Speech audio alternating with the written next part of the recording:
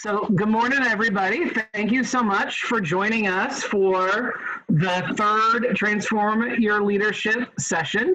Thank you for joining us here, everybody online and on our virtual meeting. We're very happy to have Dr. G with us today and to have hopefully upward, like well over 60, 70, 80, 90 people with us today on this session. A couple of quick housekeeping pieces. Is if you can please make sure you're muted when Dr. G or when someone is asking a question to the group, and then you can unmute. And then I think what we'll do is when somebody has a question, when Dr. G is taking questions, instead of having everybody kind of go through and, because it'll be hard to tell who's talking, if people can use their, under managed participants or participants, you can find that under there more ability to raise your hand. And I'll be able to see who has raised their hands and to manage that. From there, and I can just kind of call on people. And then the last part is during part of the sessions, we're going to break people into breakout rooms. And when we do that, it will put you in there and you'll have to be, a link will pop up in the bottom of a little box. It'll say join breakout room. And then if you're unable to join a breakout room because of the way you're joining the call, you'll stay in the main room. So we'll still have a main room where people will be able to discuss as well. But that way we can have people split into those small rooms, and then I'll send you a notice when we're popping out of it. And so thank you all again for joining. And I think I'll turn it over now to Dr. G, who has done a great job leading these sessions with us. And then hopefully you've been able to listen to all 6 episodes of the podcast. So I'll turn things over to Dr. G. All right. Thank you. Thank you so much for that, Kyle. Hey, good morning, everyone. I know you're muted, so you don't have to turn things on, but it's good morning. Good morning. Good morning. Good morning. This looks like the Brady Bunch family on steroids and in living color. You know, from time to time when I leave, because I just don't want, like if I have to step away to do something, I don't want to see you warming up, you know, you have to see me warming up my tea or something. I will occasionally stop my video, and a few of you saw that and kind of laughed. I recently created a trailer for season 4 of my Black Like Me podcast, and I let my team actually talk me into taking a desk on Lake Monona. And it was probably one of the warmest days in March. And if you watch that, you'll see that that's real fear in my eyes. I've got this thing about ice and frozen lakes or unfrozen lakes. So that's just a precursor or trailer to season 4, where I'm just talking about issues of diversity and equality in the state of Wisconsin. So that's what that is when I switch over to that. This has really been a great honor to be with you all. Leadership development is really my passion. And so when I was asked to journey with you, not only through the creation of podcasts, but also through having these 3 sessions with you, I was really, really honored, because having the opportunity to speak into folks who are going to be touching other lives is really the dream of many leaders. You realize you get to a point where you can't do all the hands-on work. And so you want to have a chance to touch those or encourage those who do the hands-on work. So I know today's session is really geared to talk about how do you build upon your AmeriCorps experience, and I think that is really important. But I just want to take a moment to just name the elephant in the room, the white elephant, the pink elephant, however the saying goes. This pandemic has got us all tripping. So the reason I'm deviating just a little bit is because leadership is not just about just trudging through with the agenda, but it really is understanding that when a major shift, a global shift like the one we're in the midst of happens, you got to acknowledge it, you got to stop and think about it, talk about it, and maybe even process it a little. So I don't want us to over process it, because you know, like many people are just sitting in front of television like 24 hours getting inundated with all of this news and information. But I think it is important just to say that leadership is really forged or goes to another level during crisis. We just know this. We talk about it theoretically. We learn about it in classrooms. We have these nice settings where we talk about it. But you're going to see leadership either rise or fall during times of crises. And it really has to do with preparation and your readiness for that moment. And it's not just the technical skills, but it's also just how to think adaptively. How do you adapt? How do you flex? How do you meditate and ask yourselves, what skills have I developed? What has helped me to be able to arrive at this moment and to survive in it? And so I really just want to kick off the first part of our time, just processing this. That's really what I want to do, because I want to build upon that as we talk about how do you build upon your experiences. And one of the things that we learn as leaders is that we don't have to be perfect. That's not a definition of leadership, but we do have to be reflective. We do have to have the space to think, how will I conduct myself in this space? How do I rest my own concerns and fears, because they don't just go away? How do I harness that in order to think clearly, build teams, communicate strategies? And so I just thought there's no way we can be talking about leadership and talking about the next steps of leadership and not extrapolate or draw from a few things of what we're learning. And so let me just pull up a screen. Let's see if this technology works for me. Kyle's my backup in case it doesn't. But let's just see how this. Give me just a moment.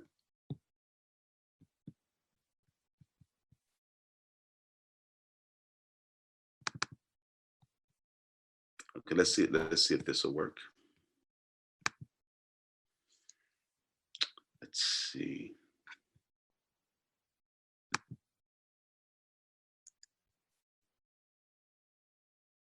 Okay, is that screen working? Kyle, I know everyone else is muted. Can you see that? Yep, it's working. Oh, you can see it? Okay. Tyler taught me. So here's the first thing I wanted to do for our breakout. I wanted to spend about 15 minutes. And the topic is, for this portion, is leadership in the midst of crisis. And so, hold on, let me just move my screen because I can't. Well, you see the slide. It's not, all of them aren't showing for me because the screen is in the middle of it. But here are the 4 questions.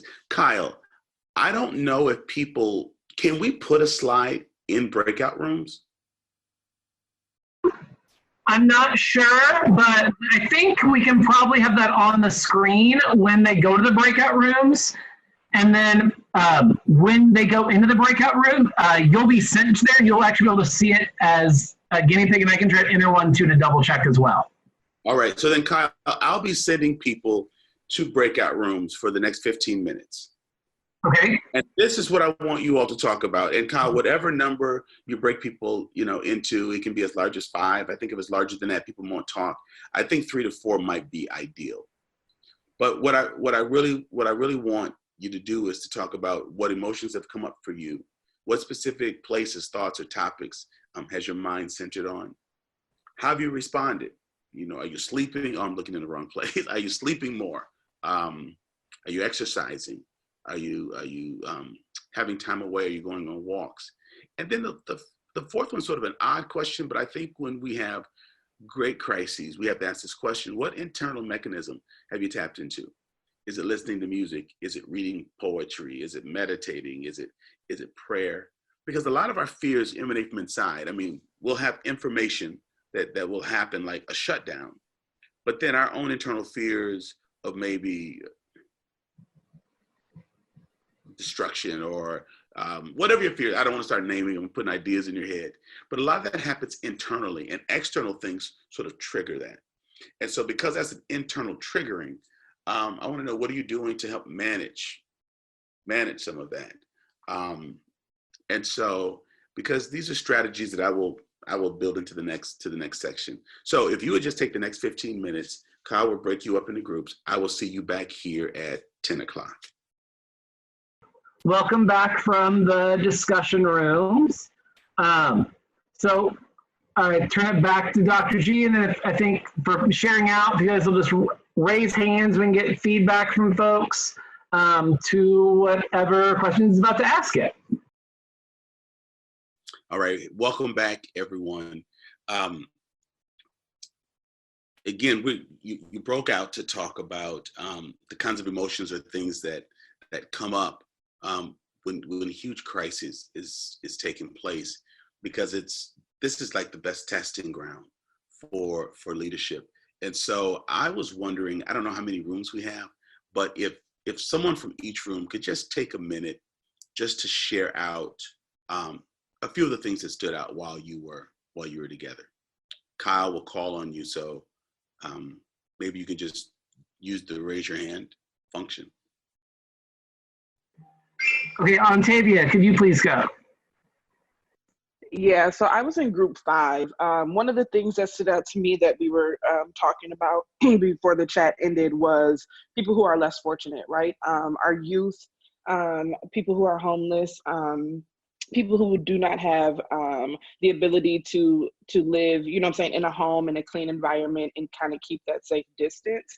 For me personally, when we put all that into perspective, it really makes me realize, like, what am I worried about, right? Not to say that I can't worry, but circumstances could be so much different, right? Like other people. So it kind of makes me, I guess, put things into a light where we're blessed, right? At the end of the day, like, we're truly blessed. And how can we reach out and help others instead of worrying about a lot of stuff that's out of our control? So.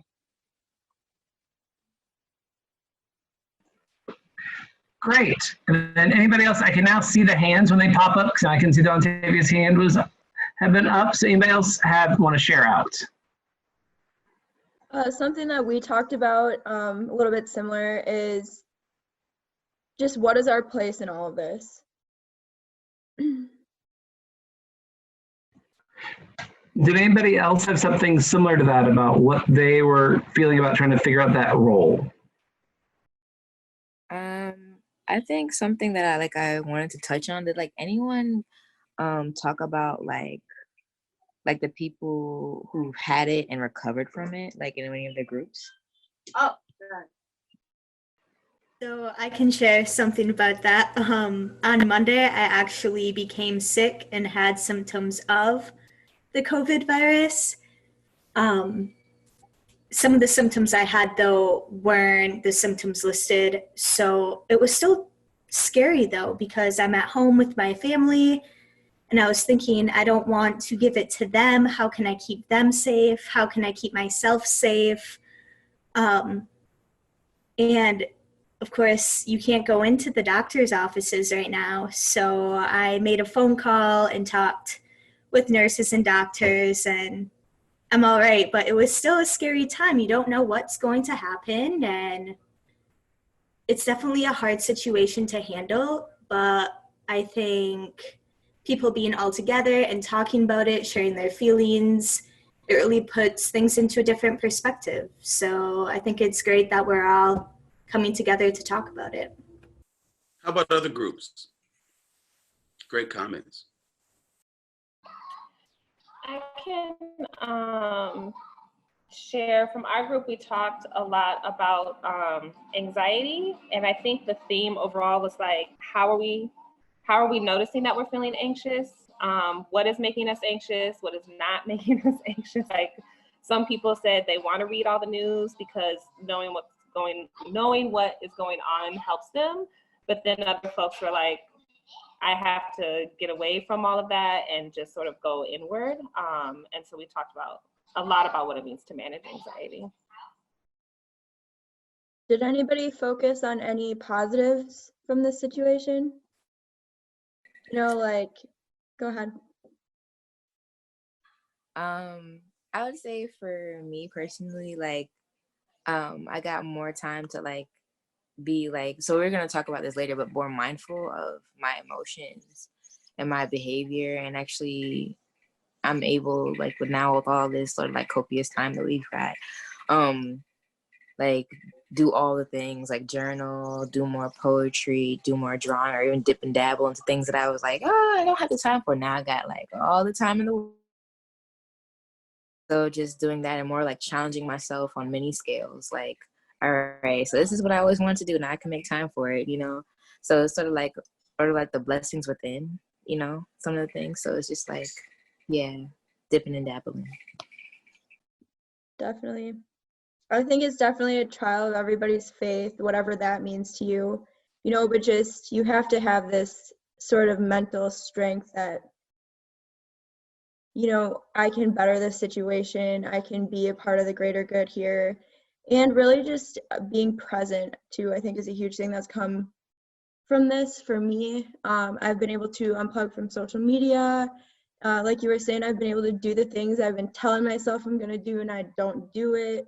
You know, giving more time to reading and just more time to learn and really process this point in history. And someday I'm going to be telling this to our younger generations, and I'm just asking myself, what am I going to say? Really good. A few others? This is really good feedback. Yeah, on the note of something positive, I've actually been finding myself being really intentional about learning to enjoy my own company and not necessarily needing to be dependent on, you know, needing other people around me. You know, as humans, we're social beings, and so we always crave that, you know, social comfort and, you know, having people around us. But it's really been good to learn how to just be okay being by myself. That's a great lesson to learn. Are you naturally introverted or extroverted, Dominic? I like to think of myself as an extroverted introvert, where I definitely like being around people, but, you know, I like my alone time too. As an extrovert, I'm learning some of that also. Oh, please, go ahead. Well, I just wanted to respond to what Dominic said, because I don't remember what I was listening to the other day, but it was that same lesson of boredom. Like there's two types of boredom. There's boredom where it's like you're just mindlessly binge watching YouTube or Netflix, just trying to find something to keep yourself like mentally engaged, even if it's just a facade. Nothing's really real. You're just watching reality TV, and that's your existence for that moment. And then there's the bored where, like Dominic said, you're sitting with yourself. You're accepting that there's nothing going on, but that openness that you allow yourself to have, that boredom that you allow yourself to have, is where true creativity and ideas can prosper from. Because when you're always mentally stimulated and engaged, you're always distracting yourself from the best ideas that you have. So it's allowing yourself to kind of sit with that and to just understand that as long as I maintain this place and this understanding that I'm exploring these ideas or myself or what's going on, you're going to come out better in the end, because you're going to have used that time more wisely than you would in a traditional boredom, or if you're trying to distract yourself with friends to keep yourself from being bored per se.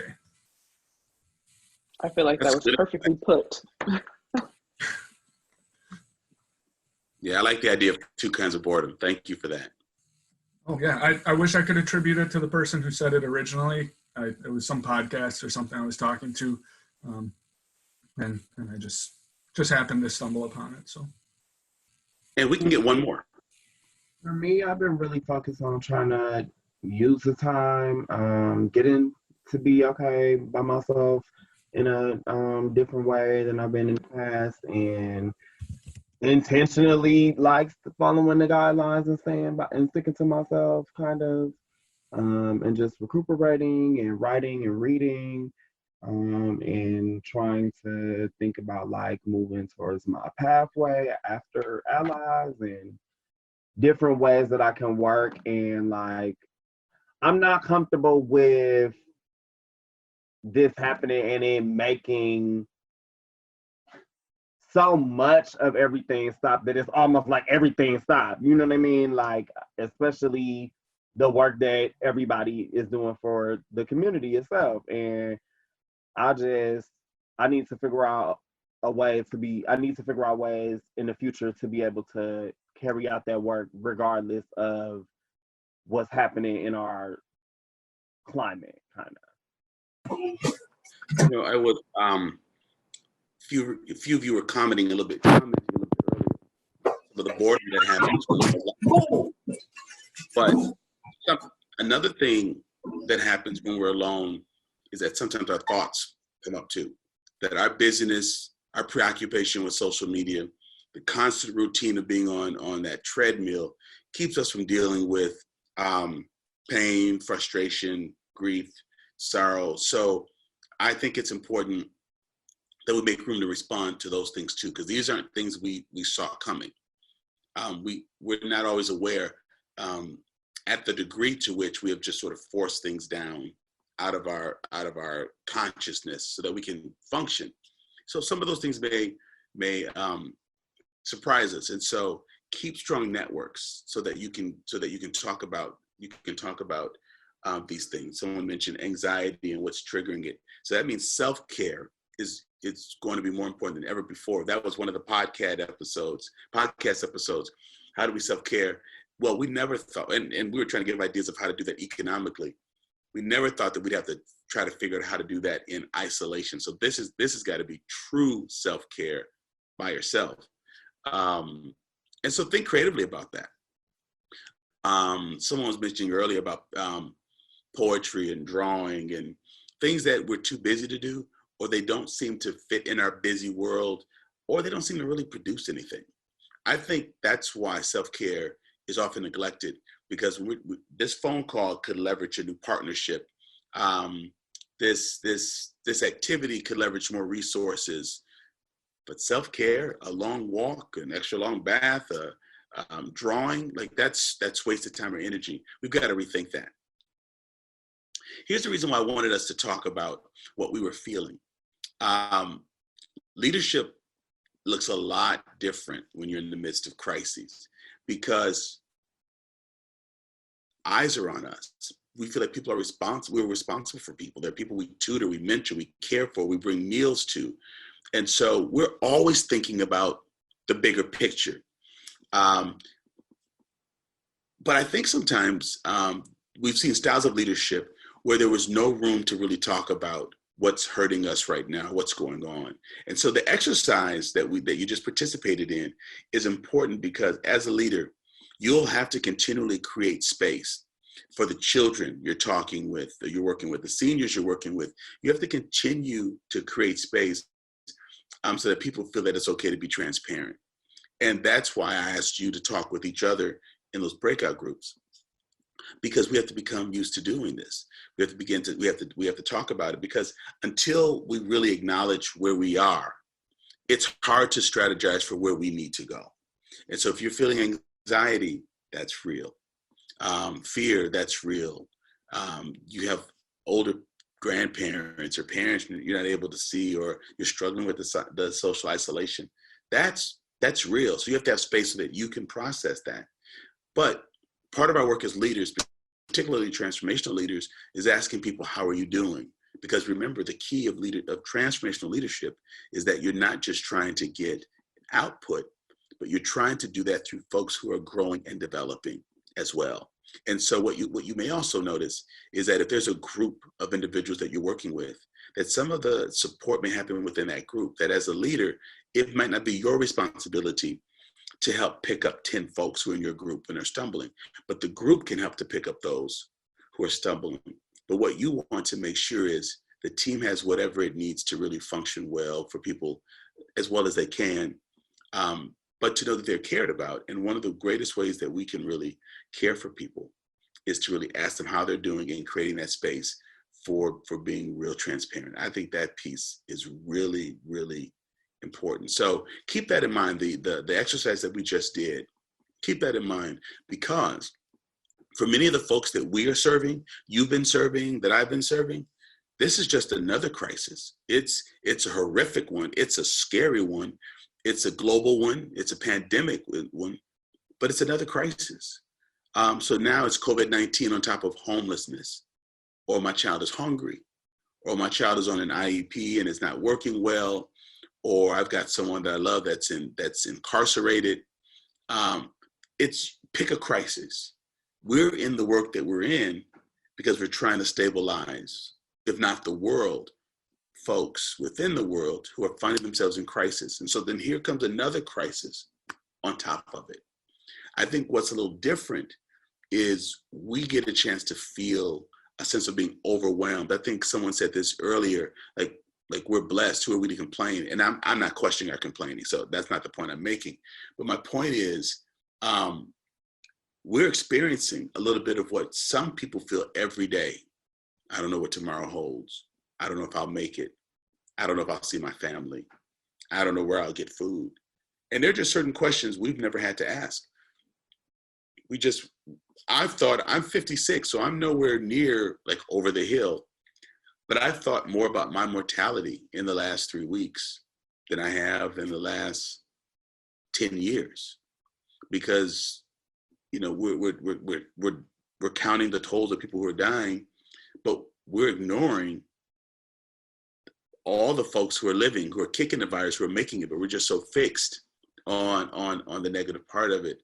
And so just think about that for just a moment. Just breathe that in for a moment, that this is just another crisis on top of a child trying to win their parents' love, trying to get out of high school, trying to get out of an abusive home. This is just another crisis. And maybe if nothing else, the smothering sense of crisis, the hints of hopelessness that we try to push down, anxiety, which triggers all other kinds of fears and concerns. In some ways, this experience has given a lot of us an opportunity to think about how other people live.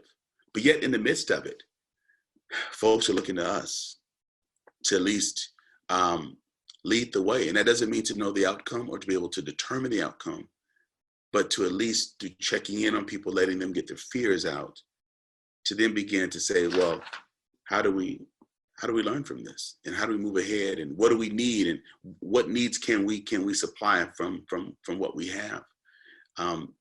It allows us to begin to think differently about ourselves and our situations.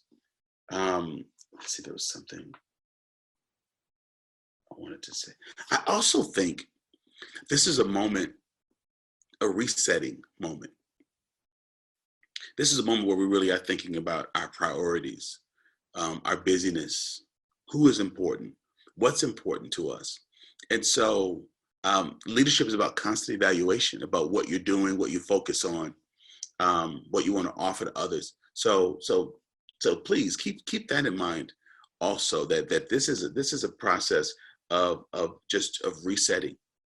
I realize that there are things that I have let slip in my schedule that has nothing to do with COVID-19. I have not built in the time for exercise. I have not built in the time for reflection. I have not built in time for writing and journaling. And I can justify that. We all can, because we're doing good work and people are counting on us. But if we're not taking care of ourselves as leaders, if self-care, and that almost sounds selfish, but if self-care is not a priority for us, if renewing ourselves is not a priority for us, how can we help others?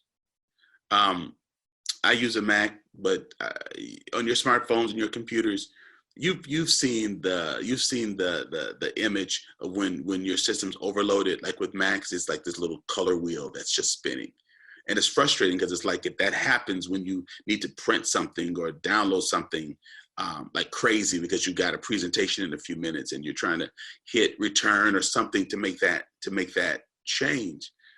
But it's like the system, it's like the computer says, you know what, you can keep pushing the buttons all you want. That's not going to make me process any faster. You're not going to get to the print function any faster. So just take a deep breath, buddy, because what I'm doing is I'm reconfiguring things and I'm recombobulating and I'm getting things back together and I'm resetting. So just chill, because my color wheel might be spinning because you push too many things at one time. So recognize when that spinning wheel is going on in you. Recognize when that's saying to you, okay, you're doing a lot of stuff is going on. So you just want to chill on that. Any questions about that before I move slightly to the next section? Any questions or comments about why that exercise is important as we're looking at building upon our AmeriCorps experience? So I noticed in the chat there's a question or a comment about the term self-care, and I was wondering if, Darlene, if you wouldn't mind like talking about that and then how it relates in the context of like what we're in now. So I feel like, I mean, even before this started happening, you hear the term self-care all the time. And so we have this ongoing discussion of like, what does self-care look like and what is it really? And I think that what I'm constantly hearing is like, yes, self-care is like do a mask and like splurge and buy yourself the thing, or like take your bubble bath and drink your champagne, or like whatever it is, you know what I'm saying? But it's also like, make that phone call you really needed to make, or make that appointment you really needed to make, or like wash your laundry because you haven't done your laundry, you know what I'm saying? But also I think in general it's frustrating to hear, because it's like, take this moment to do this thing that you need to do, but also I feel like, I don't know. I think like the term itself is frustrating because it's like, okay, well, it's got to get done. Like, sorry, y'all. It's got to get done. And that could be like stuff for myself. Yes, it's got to get done. But like also as a leader, whatever that is, like I have people who rely on me, or I have stuff that needs that I have people who rely on me, or programs that rely on me, or you know, whatever it is, like I'm holding the things, and that doesn't stop because I have to take care of myself, you know what I'm saying? And I know that I have to take care of myself in order to continue to do that. But I think the term in itself, and its constant use and its vagueness is just kind of frustrating.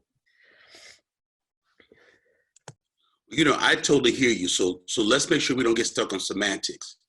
Some of the best caregivers I know have degenerative diseases that could be avoided by reducing stress. And they're some of the most functional leaders I know. It's the analogy I use, which is probably overused also, but there's a reason why on airplanes they tell you, if you're with a small child or person needing help, secure your mask first. Because if you're not properly positioned to offer assistance, you go unconscious, you can't help anyone. So when I talk about care, and that term is problematic. So I like the challenge. You know, it's not my terms. So I don't have any ownership of it. But what I mean is, when you reset, you're more available for other folks. You deplete it when you're not. So my 3 hour, wish it could have been, my 3 mile walk yesterday didn't take me away from serving folks, but it gave me the energy I needed to do something with African-American leaders on a call last night for 4 hours to help impact and influence some very important elections that are coming up. But what I realize is, when I'm so busy caring and responding to needs, that I'm not well. And I'm speaking this is like 35 years into leadership. When you're in your early 20s and 30s, you feel invincible. I did. And there were some things I should have watched out for when I was that age, because there are things I could have done or avoided. So again, I'm speaking with experience that if you want to be in this work of serving people, caring for people, 10, 20, 30, 40 years, how we pace and how we make sure that we're doing the personal business that we need to in order to be available to people is really, really important. Again, for many colleagues my age, the diseases and things that we're dealing with are stress related, diet related, and lack of exercise. And so, but we were young, we strapped the world on our backs and we thought that we could fix and do everything. So I'm just saying, find the rhythm. I don't even like the word balance because it sounds like everything is even, but the rhythm and how you do that. But my point is, it's not just going and taking a bath while while the community burns, but making Right. sure that you understand how you work and function so that you're resetting. That's the real thing I'm talking about, that you're resetting in the process. But I'm with you. I think the term is over you. I think that semantics is not what I'm trying to argue at all. And Okay. I'm not disagreeing with you, but I'm also coming from a place of understanding that it like, I don't know, like it doesn't stop, you know what I mean? And I think that you're right, like you have to be able to um I don't know, even reset, like not reset is not, you have to be able to continuously refill your cup, but it's like, I don't know. I think it's like these things that you're talking about, these ailments and the stuff that folks are experiencing. You're talking about folks at your age. I'm early 20s, and these are the things that the people that I'm working with and that I'm loving on and that I'm dealing with are experiencing,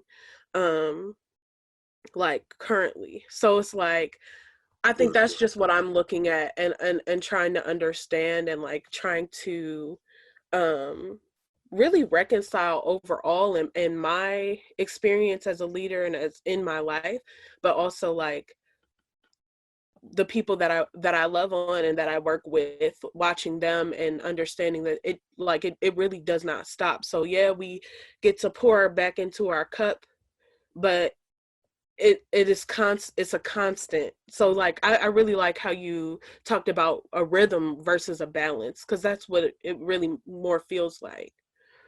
Right. And you know, and you're addressing something that's really serious. I mean, you're talking about that I can relate to. And I'm 56 now, but when I started doing this, I was your age. So that's why I'm trying to help you all to think about what helps you to still be able to still do that and train others in years to come. So the ailments didn't just start. It's because no one talked to us about balance. And so we've got to each find our own way. So I like the fact that you're not just saying, okay. You know, you're asking questions so that we can process it. Someone wrote a comment that we're talking about whatever it is we do, refresh, reset, restock, get our focus back. It's so that we're able to respond versus to react. And I think that's key to what I'm talking about, because whatever it is we call it that we do, it helps us to respond more than react. And listen, in a crisis like this, we need all hands on deck. We need all hands on deck. And so it's not necessarily saying, hey, everybody chill during this virus, but as we come out of it, we're going to be depleted because we're not just thinking about ourselves, but so many fragile and vulnerable folks, great folks who are vulnerable because of systemic realities. Some of these have nothing to do with, it's not of their own doing. And so this might be things that we think about months down the road and not necessarily right now, because when it's flooding, we need all hands on deck, putting sandbags up. So right now, we do have to think about how are we responding to folks who are frightened, who are trying to figure out their next meal, who are sick and don't have insurance. And so we got to have all those hands on right now. We don't need people chilling and hanging back. But think about this as a rhythm in our lives. How do we reset after this? So that we can make sure we can keep coming back and being ready for the next crises. But I really appreciate the way you're thinking about this and challenging us to process it, because it's not just telling people just to go chill a while, even though the community around you is in crisis. How do we keep our hearts engaged? But what do we do so that better ideas and better strategies can flow? What is that process that allows that to come up in a way that doesn't jeopardize our effectiveness with those that we serve? That's a tough balance. That's the cost of leadership. That's why while we're trying to balance that, there are people who aren't in leadership who can easily criticize what managers, supervisors, vice presidents, CEOs do, because they don't know all of what they're wrestling with, how they're trying to think about the bottom line and the folks they're serving and their own crises and their own needs. This is when we say, oh, this is what we mean about leadership, trying to figure out all of that, because what handbook is there to talk about this?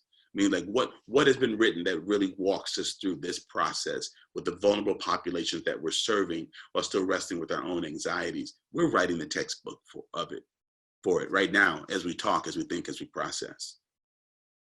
And you all, there's some chat things that are going on also. So I want to say to Kyle, if there are any key ones in here that you want to just get my attention to read out, that'll be good. That'll be important. I don't want to stop doing that. So because I want to focus on who's speaking and then looking into the camera and then looking at my notes. And so I'm not able to follow the chats. And I don't think that people are sending them to me, but people are writing to each other. So I think that's that piece. Would I be able to say something? Yes. I just wanted to respond to Darlene's comment too. Is like the the term self-care. It means so many things to so many different groups. You have your workout group people, you have your yogic circle people, faith-based people, and I wanted to connect it back to what Priscilla said. Is at this time we need faith more than anything, no matter what that faith is to you or how you define that faith. Is that you need to rely on that and think of it like a Pokemon battle. Your faith, your HP gets battered down. Your faith gets beat up.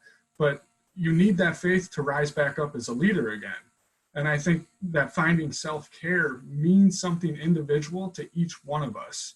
Some of us need to read. Some of us need to do arts, play music, whatever that little slice of your world that makes you happy, that brings you joy and regeneration of your spirit and your faith. I think that's what's most important out of self-care is not getting lost in who's doing what or who's most effective, which process is going to be best for me, but focusing or like what they prescribe will be best, but what's best for me from myself. Like what am I feeling is going to help bring myself about to being able to be there for others. Like Dr. G said, at this time when we start recovering from this and others are still trying to pick up the pieces. And when you realize how hard and how difficult it is for just your own self to get a grasp on that self-care and that ability to come back from it, then you realize that you as a leader or we as leaders also have to recognize that in each one of the people that we're working with, that they're struggling to find that same form of self-care that fits their style, for their needs, for their faith, for their spirit. So yeah, like there's blanket coverage terms for it, but it's just, you can't get lost in that. You need to get lost in yourself and let that come back to you. The feedback and the interaction is really, is good. You know, the experiences that help us become better leaders don't always happen at work or on the job or with while interacting with those that we serve. We're learning a lot about leadership, even through this discussion, even through, even as we are practicing social isolation or distancing, physical distancing. We're learning a lot about leadership by just understanding how do we respond to the current need. So as you're thinking about how you move forward with your building upon your AmeriCorps experience, think about things that happen outside of your day-to-day work as well. I want to show you a slide. Give me just a moment. I don't think I'll have us break out during this time because that discussion was so good. And I want to make sure that we do have one more breakout. But this is I want you to think about. But think about, you don't have to necessarily name it. I might ask maybe 2 or 3 of you to do so. But name an adaptive skill you learned during a chaotic time in your life. An adaptive skill. And what I mean by adaptive skill, it could be an emotion, it could be a way of taking care of yourself, it could be a way of making money, it could be a creative way of developing a solution.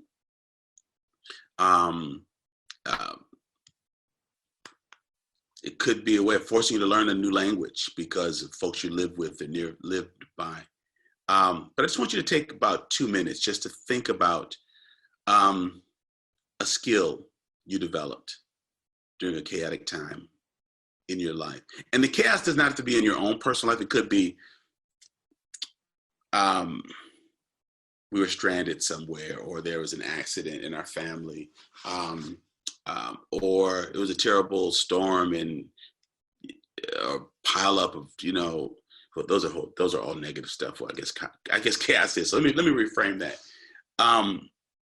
Whether that chaos is created in your own life or within the life of those that you're caring for, but just things beyond your control.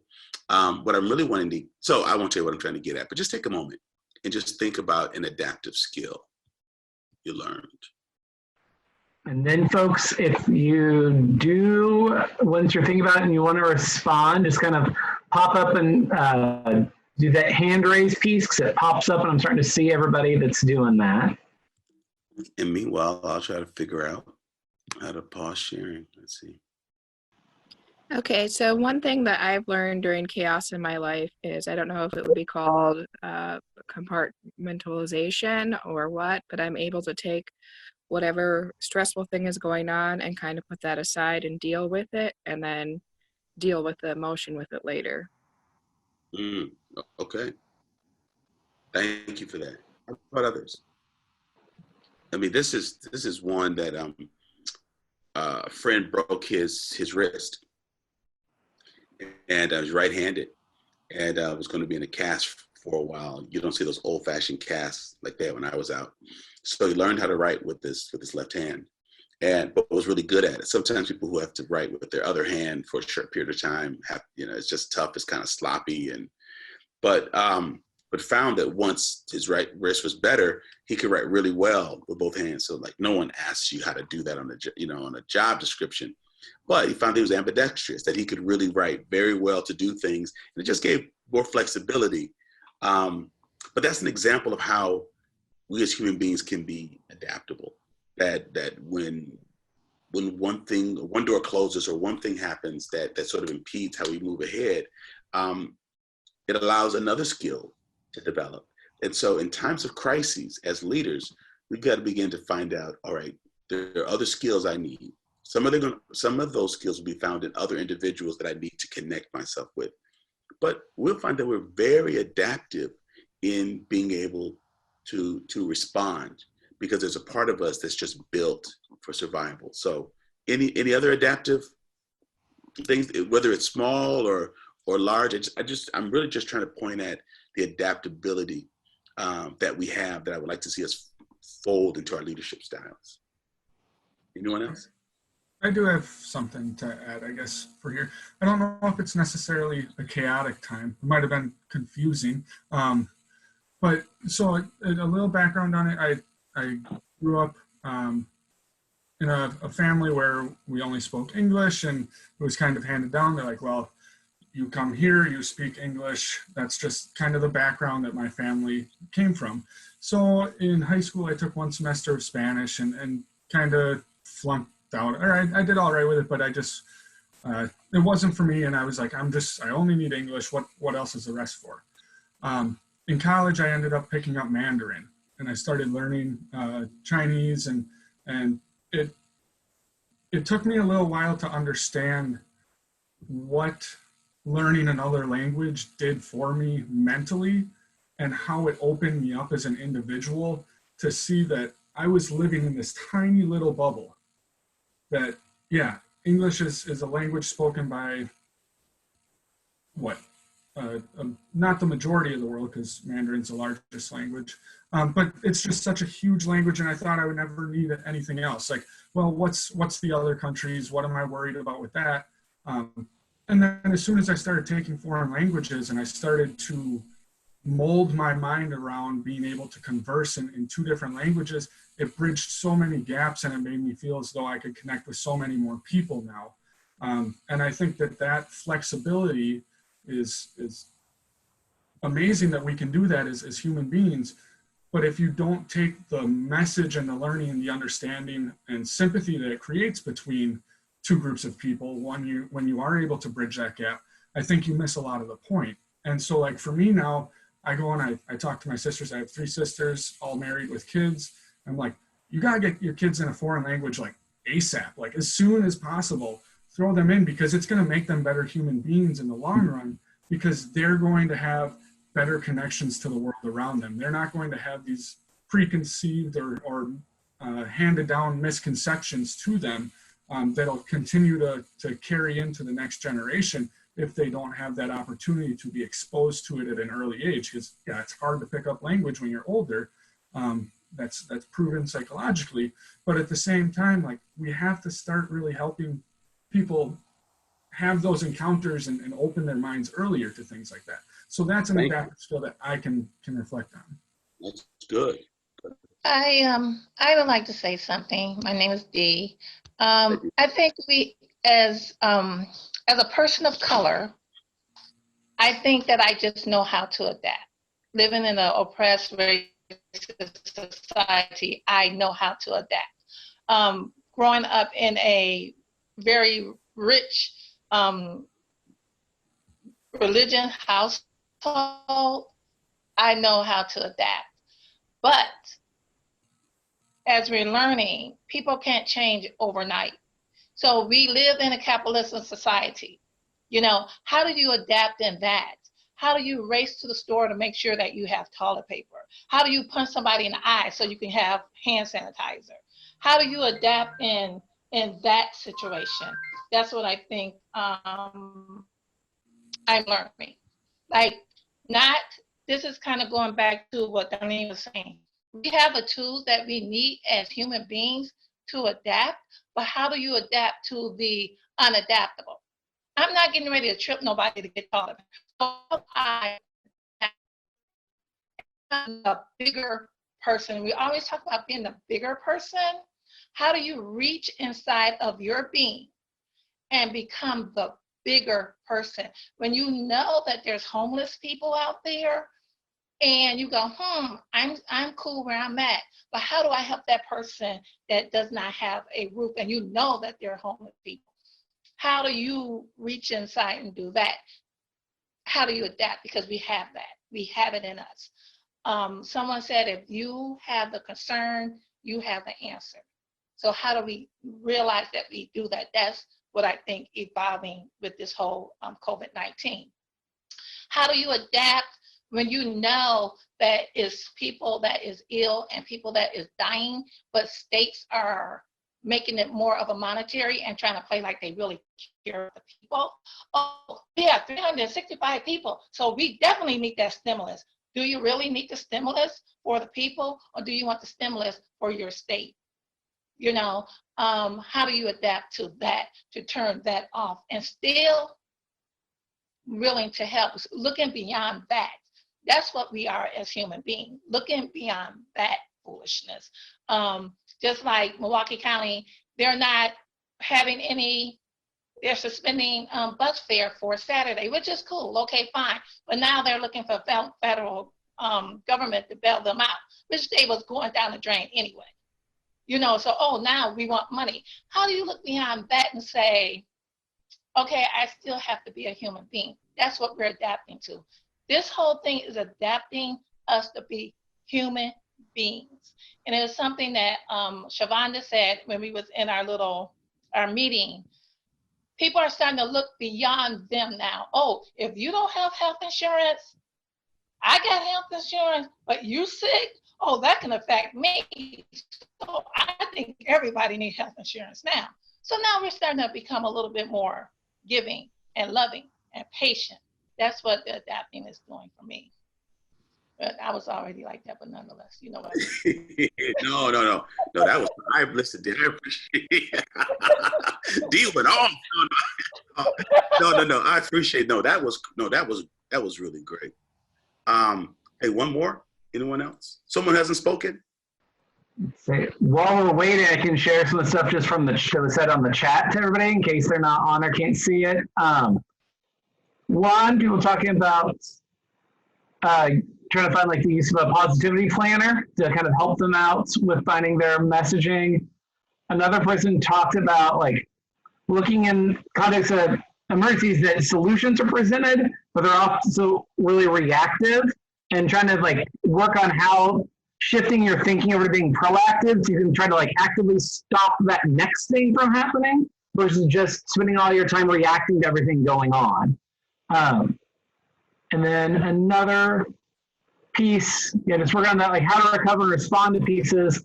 And I know even personally, my thing is like, always that wanting to like get in there and you're in a crisis. You want to take charge, you want to take care of stuff, and starting to realize like these things are way bigger than what's going on, and trying to be more willing to like delegate and ask for help, and always like to realize your limits doing that, and not to realize like I can't do all this on my own, and I always think like, oh, I can go and solve this, and then you realize sometimes like you just have to find like where other things are possible. That's good stuff. This is it's interesting. It's like we're having more dialogue here on Zoom than sometimes we have in person. So I really appreciate how people are engaging. So where am I trying to go with this, and with the few minutes we have, and then how do we weave it together? And then I have a slide that we don't have enough time to break into groups, but I'll still put it up at the end because I want you to think about it. Kyle does have it so that he can email it to people so that they can have it, so you can really think about it. It's leadership is really it's ongoing. It doesn't stop when there's crises. It doesn't stop when there's abundance. It doesn't stop when there's greed. Like, people are always looking to folks leadership is just saying, let's create space to acknowledge this. We can be adaptable, folks. We can get through this. It's not having all the answers, but leaders are constantly trying to create a space so that solutions can emerge, or the type of teamwork that can come together to create solutions can emerge. So again, leadership is not about fixing everything for everyone or fixing every situation, but it is about how you influence the environment, the atmosphere, places, your spheres of influence that will allow people to think differently, whether those are children or seniors or young moms or folks who are new to this country, new to our community. It's really about creating that space so that they, as human beings, can begin to create solutions and find places and space to grow and to grow well together. I'm learning to be adaptive in this, and I have experiences that I've gone through that have shown me places of being where I've used creativity and I've been able to be adaptable. But my experiences build on each other. I used to fill ketchup bottles at Arby's restaurant. I used to run a cash register at Sears and Roebuck. I was a bank teller in college. At Sears, someone gets sick, or at Arby's, someone gets sick in the lobby. It was my job to fix it as a 15-year-old. Someone has an accident in the bathroom. It was my job. So even as a young person at work, I was learning how to respond to crises. Now, those crises are certainly small compared to what we're doing now, but those experiences built upon each other in the job. And I talked about this in one of the episodes of the podcast. So something at one job gave me the ability to go to the next job, and I use that and cash handling experience to go to the next job, and that and customer relations experience to go to the next job. And so it's all right for us to be looking at, how do we take what we've learned? How do we build upon it to go to the next level? And so as you're finding yourselves at the end of this 1 year experience, I want you to do a bit of an inventory, because there are things that you have learned, not just at work, but because this was the kind of work that you do, and it's how you think when you're not even at work. There are a number of things that have transpired in the last year that you can and should take with you to the next experience. The next experience may or may not look like the one that you're having right now, but you need to be able to build upon these and take them with you, because we can acknowledge our emotions, and because we can adapt. And this next exercise is showing our teachableness, our teachability, because we can be influenced. That helps us to take everything we've learned, everything we are, in spite of the circumstances, and become better for the next opportunity that comes up. And America wants you to be better for the next opportunity that comes up, because the community needs you, and it needs you to be strong, and it needs you to know that you have the ability to really influence. Crisis changes people. It creates new opportunities. It makes room for new leaders, because we said we don't know what to do, and it makes room for new leaders. I want you to take all of this to the next level. I mean, who knows how long we're going to be quarantined, but our interaction, your interaction with folks you love, you care about, you respect, who you serve, that's changed now because you can't interact with them. So no one was able to foresee that this is how our experience might end up. But it doesn't detract from the fact you've learned a lot. that you're learners, and you have to take this experience into where you're going next. So let me just show you this next slide. Let's make sure I can get this going.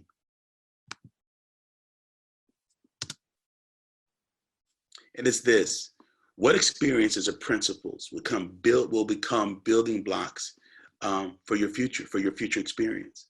And here are the 3 things I want you to work on, because we won't be able to we will not be able to break into small groups. But who has taught you the most about, who or what has taught you the most about leadership? That can be your leadership, or it can just be the concept of leadership. Who or what has taught you the most about your flat sides?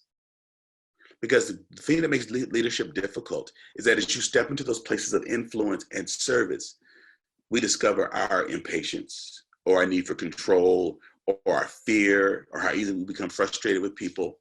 And so what or who taught you the most about your flat sides? Because in understanding those weaknesses, it allows you to not lean into them and to lean more into your strengths. Leadership is not about being oblivious to those flat sides. It's about understanding, I learned that I need more time to prep and I didn't take enough time to prep, or I need to think more about reports I've got to write, or I'm whatever it is that the experiences you've had that made you say, oh, I didn't know I struggled so much in that area. Acknowledge that, because that's a thing you can work on that can become a strength, or at least not as much of a weakness as you look forward to your next experience. Then the third thing is, what or who has taught you the most about your strengths and capacities?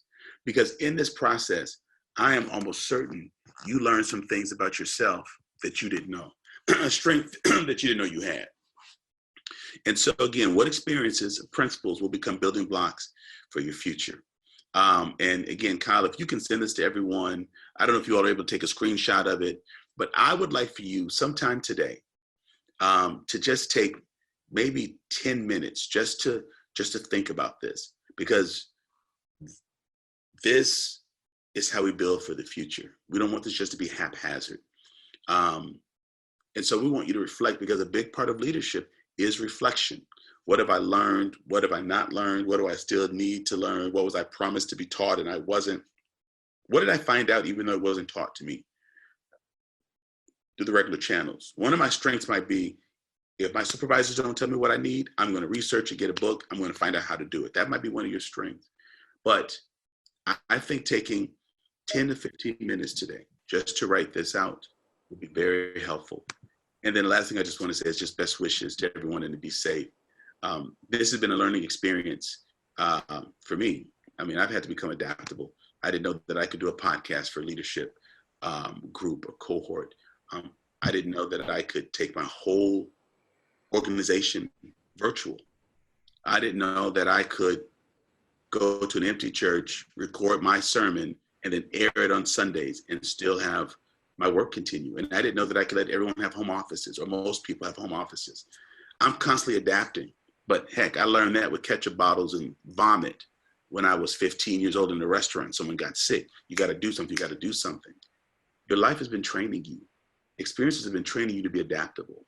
And when you're able to confront your own fears or concerns or worries and allow others to do it, and be adaptable in the moment to respond, not just react, but respond to what's happening, to think and get clear, strategic. Reaction is just like going at what's happening right now, but responding is thinking 2, 3, 4 steps out. And what makes us a better organization, what will last longer. But understanding who and what has influenced you will help you to think differently about the kind of experience you want. You want the experience that's going to develop you. So with that, I got to pause because it's 11 o'clock. Kyle, I don't know if there's anything you got to say to close this out.